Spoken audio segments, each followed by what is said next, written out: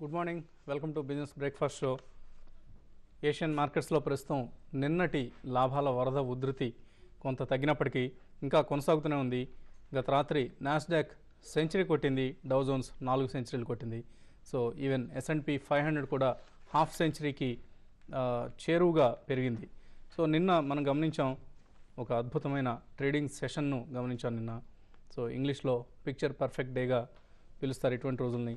So ఇది ఒక exit rally అని ఉదయం భావించిన వారందరికీ మధ్యాహ్నం నుంచి బుక్ అయ్యారు. ఈవినింగ్ మార్కెట్ మరింతగా బలపడింది. ప్రధానంగా రియల్టీ మెటల్స్లో షార్ట్ కవరింగ్గా ప్రారంభమైన ర్యాలీ. ఫండ్స్ భారీగా కొనుగోళ్లు జరిపే Reliance industries, Infosys, ICICI, HDFC వంటి స్టాక్స్కు పాకడంతో మే 27, 2009 తర్వాత అత్యధిక సింగిల్ డే గెయిన్స్తో మార్కెట్ నిన్న క్లోజ్ అయింది. లాస్ట్ వీక్ 5% ఫాల్ తర్వాత ఒక్క రోజులోనే ఇంత ర్యాలీ రావడం అందరినీ ఆశ్చర్యపరిచింది. ఇన్ఫ్యాక్ట్ మార్కెట్స్ లాభాలతో ఉంటాయి అనుకున్న వాళ్ళు కూడా ఎంత స్ట్రాంగ్ ర్యాలీని ఎవరు ఎక్స్పెక్ట్ చేయలేదు.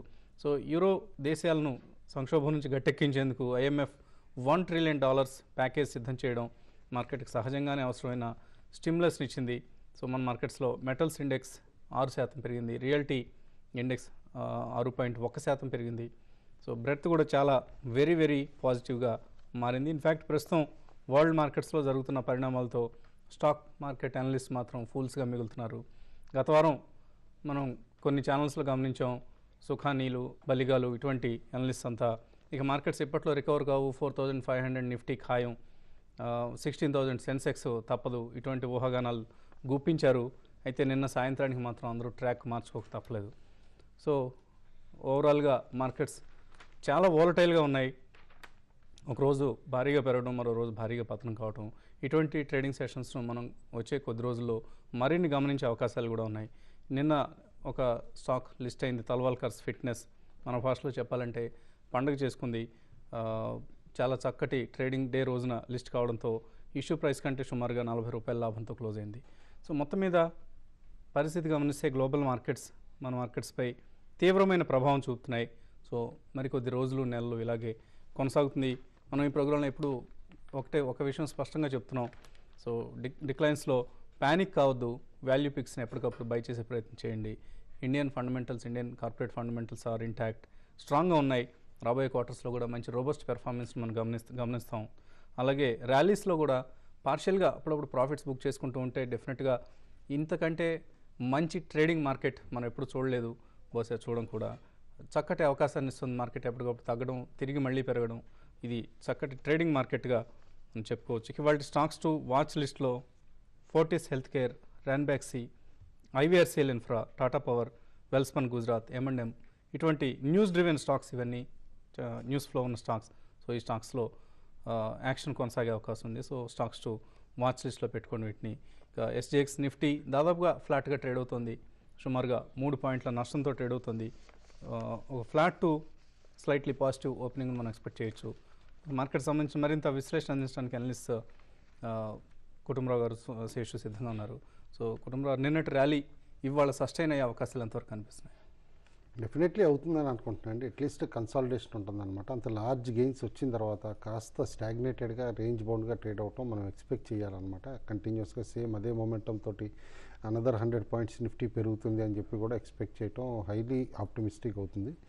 బట్ క్లియర్గా నిన్న మార్నింగ్ షోలో మనం మెన్షన్ చేసాం, ఎప్పుడైతే 5120 పైన నిఫ్టీ ట్రేడ్ అవటం మొదలవుతుందో అనూహ్యంగా 5200కి వెళ్ళిపోవచ్చు అని చెప్పేసి అని. అది నిన్న ఇంట్రాడేలోనే వెళ్ళిపోవటం కూడా చాలా బిగ్ రిలీఫ్ అనమాట బుల్స్కి. ఎందుకంటే మార్జిన్ ప్రెషర్స్ కానీ ఏదైతే వీకెండ్ స్ట్రెస్ చేశారో అవన్నీ కూడా ఒకసారి పక్కకి వెళ్ళిపోయినాయి. అండ్ మోర్ ఓవర్ ఇప్పుడు now in synchronisation with global markets అనమాట. మార్కెట్స్ మూవ్ అవటం అప్వర్డ్ సైడ్ మనం చూస్తున్నాం.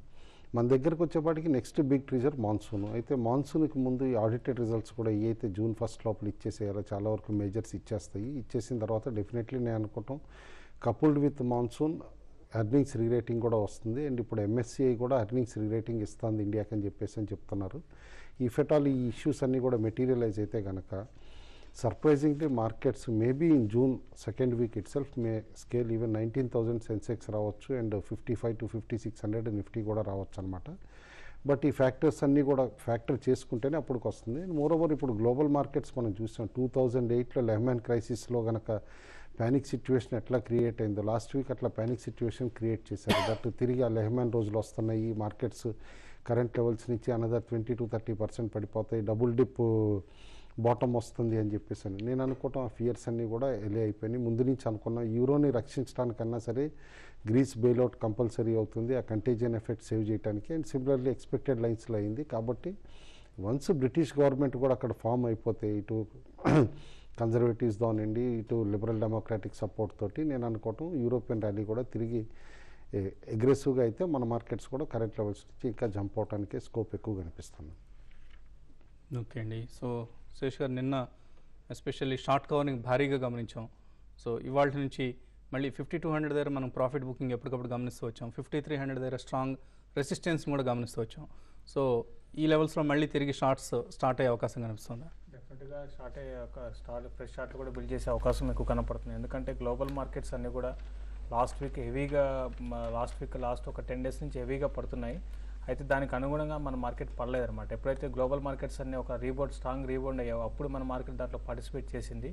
ఇంకోటి ఎఫ్ఐఎస్ లాస్ట్ 3 ట్రేడింగ్ సెషన్లో క్యాష్లో నెట్ సెల్లర్స్ కొన్నారు. చాలా రోజుల తర్వాత ఒక 40-50 ట్రేడింగ్ సెషన్ తర్వాత 3 రోజులుగా కంటిన్యూగా ఫస్ట్ టైం వీళ్ళు నెట్ సెల్లర్స్ కొన్నారు. ఇంకోటి నిన్న మరి ముఖ్యంగా 1400 crores దాకా క్యాష్లో ఒక నెట్ సెల్లర్స్ కొన్నారు. సో ఇక వాళ్ళు కొంచెం ప్రాఫిట్ బుక్ చేస్తున్నట్టు కనపడుతుంది. అది ఒక రీజను. ప్లస్ మన మార్కెట్ కంపేర్ చేసుకుంటే మిగతా గ్లోబల్ అన్ని మార్కెట్స్ ఇప్పటికీ ఈరోజు నిన్న స్ట్రాంగ్గా రీబౌండ్ అయినా కూడా హై నుంచి 10%, 12-14% దాకా పడడం జరిగింది. మన మాత్రం హై నుంచి ఒక 2%, 3% దాకా కరెక్ట్ కాలేదు. సో అది కాకుండా ఏంటంటే ఇక్కడ ఈ లెవెల్కి వచ్చినాక టెక్నికల్గా చూసినా కూడా 5200, 5300 అనే లెవెల్స్ అనేది మనం లాస్ట్ ఒక గత 3-4 నెలల నుంచి ఈ రేంజ్లో మార్కెట్ దాటి పైకి పోవట్లేదు అనమాట. కాబట్టి ఇవన్నీ దృష్టిలో పెట్టుకుంటే అరౌండ్ ఈ లెవెల్కి వచ్చినప్పుడు షార్ట్ టర్మ్ ట్రేడర్స్ ఎవరైతే ఉన్నారో రీసెంట్గా లాంగ్ పొజిషన్ తీసుకుపోయి స్టక్ అయిపోయినారు వాళ్ళందరూ కూడా ఒకసారి 5200 దాటలేకపోతే ఒకసారి ప్రాఫిట్ బుక్ చేసుకొని ఫ్యూచర్స్లో ఎగ్జిట్ కమ్మని చెప్తాను. మార్కెట్లో ఏదంటే స్ట్రాంగ్ రీబౌండే. తర్వాత మళ్ళీ ఈ రోజు కూడా ఏషియన్ మార్కెట్స్ నిన్న పెద్దగా ర్యాలీలో పార్టిసిపేట్ చేయకపోయినా కూడా వాళ్ళు ఏషియన్ మార్కెట్స్ అన్నీ కూడా పడడం చూస్తున్నాం. ఈవెన్ నిన్న గ్లోబల్గా అంతన్నా కూడా డాలర్ స్ట్రెంత్ కాలేదు, డాలర్ ఇండెక్స్ ఇది కూడా ఒక కొంత నెగిటివ్ అనుకోవాలి మన ఏషియన్ మార్కెట్స్కి. సో ఏదైనా కూడా ఏంటంటే కమాడిటీస్ కూడా పెద్దగా పెరగటం లేదు. తర్వాత క్రూడ్ ఆయిల్ కూడా 76 అదే రేంజ్లో ఓవర్ అవుతుంది. ఇవన్నీ కూడా కొంత నెగిటివ్ అనుకోవాలి. కాబట్టి ఏంటంటే ఈ ఫ్యూచర్స్లో ఉన్న వాళ్ళు మాత్రం ఒకసారి లాంగ్ పొజిషన్స్ని అన్వైండింగ్ చేసుకోమంటాను. ఇన్వెస్టర్స్కి మాత్రం భయపడాల్సిన అవసరం లేదు. మన మార్కెట్ చాలా స్ట్రాంగ్గా ఉంటుంది. డెఫినెట్గా ఇక్కడ నుంచి ఫర్దర్గా పెరిగే అవకాశం ఉంది. కాబట్టి ఇదంతా కూడా ట్రేడర్స్ కోసం చెప్తున్నాను. ఓకే అండి.